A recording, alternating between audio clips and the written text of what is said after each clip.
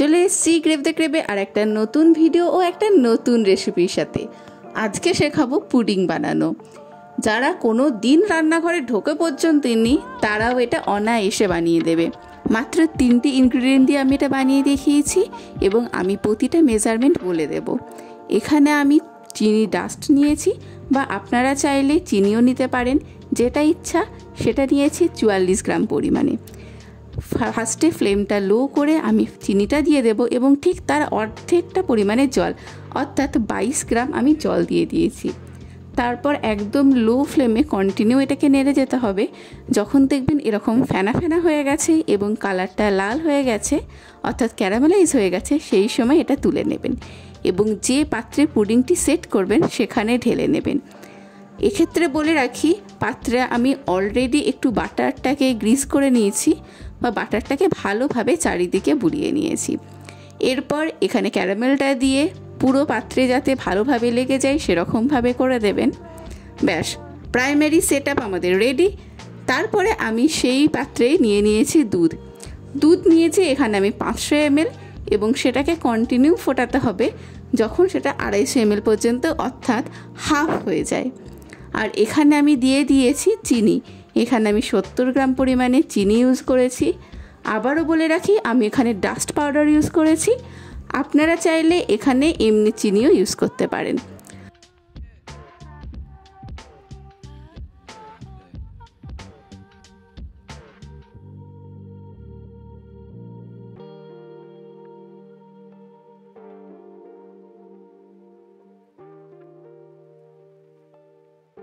পুরো চিনিটা হয়ে গেলে এটাকে ভালোভাবে ঠান্ডা করতে দেবো আমি।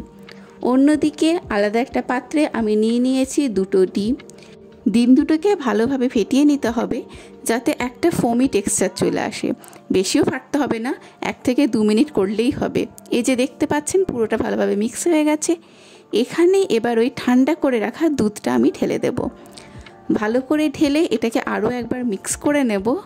আর এখানে গন্ধের জন্য দিয়ে দিয়েছি আমি ভ্যানিলা এসেন্স দিয়েছি 1 টিস্পুন বা 1 চা চামচ পরিমাণে। আপনারা দেখে বুঝতেই পারবেন এখানে যখন একটা ব্রাউন কালারের যে কালারটা আসছে সেটাই হচ্ছে আমার ভ্যানিলা এসেন্সের। ওইটুকুনি আমি ক্লিপ তুলতে ভুলে গেছি, তাই আপনাদের জানিয়ে দিলাম। ভ্যানিলা এসেন্সটাকে ভালোভাবে এটার সাথে মিক্স করে নেব এবং লাস্ট হচ্ছে স্টেইন করে নেব।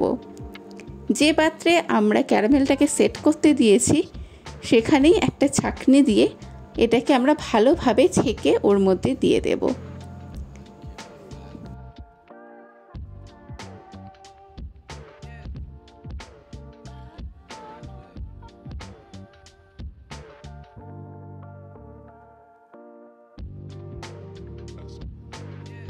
এবার পুরোটাকে আমরা স্টিম করতে দেব। তার জন্য আমি একটা বড় পাত্র নিয়ে নিয়েছি, তাতে একটা স্ট্যান্ড বসিয়ে এবং জল দিয়ে দিয়েছি। এরপর আমি পুরো পুডিংটাকে এর মধ্যে রেখে ভালোভাবে মুখটা চাপা দিয়ে স্টিম হতে দেব লো ফ্লেমে 30 মিনিটের জন্য। স্টিম হয়ে গেলে তারপর আপনারা ফ্রিজ করতে পারেন, তাহলে ঠান্ডা ঠান্ডা খেতে ভাল লাগে, বা এমনি ঠান্ডা হয়ে গেলেও খেতে পারেন। চারিদিকটা ছুরির সাহায্যে আনমোল্ড করে নেব এবং ওপরে একটা প্লেট দিয়ে উল্টে দিলেই রেডি হয়ে যাবে আমাদের পুডিং। একটা টিপস এবং ট্রিক্স বলে রাখি, যখন ক্যারামেলটা আপনি মেল্ট করবেন সেই সময় যখনই একটু ধোয়া ধোয়া বা ফোম হবে সেই সময়ই আপনাকে চিনিটাকে তুলে নিতে হবে, না হলে ক্যারামেলটা পুড়ে গেলে খেতে একদম তেতো তেতো লাগবে। তো এইটা মাথায় রাখবেন, বাকি আপনাদের পুডিং হবেই হবে। দেখতেই পাচ্ছেন কতটা সুন্দর এবং টেস্টি হয়েছে। টেস্টি বোঝার জন্য কিন্তু বানিয়ে দেখতে হবে। খুব সামান্য ইনগ্রেডিয়েন্টে এটা বানিয়ে দেখাচ্ছি এবং ঘরোয়াভাবে। বাড়িতে একবার অবশ্যই ট্রাই করবেন এবং আমাকে জানাবেন কেমন হয়েছে।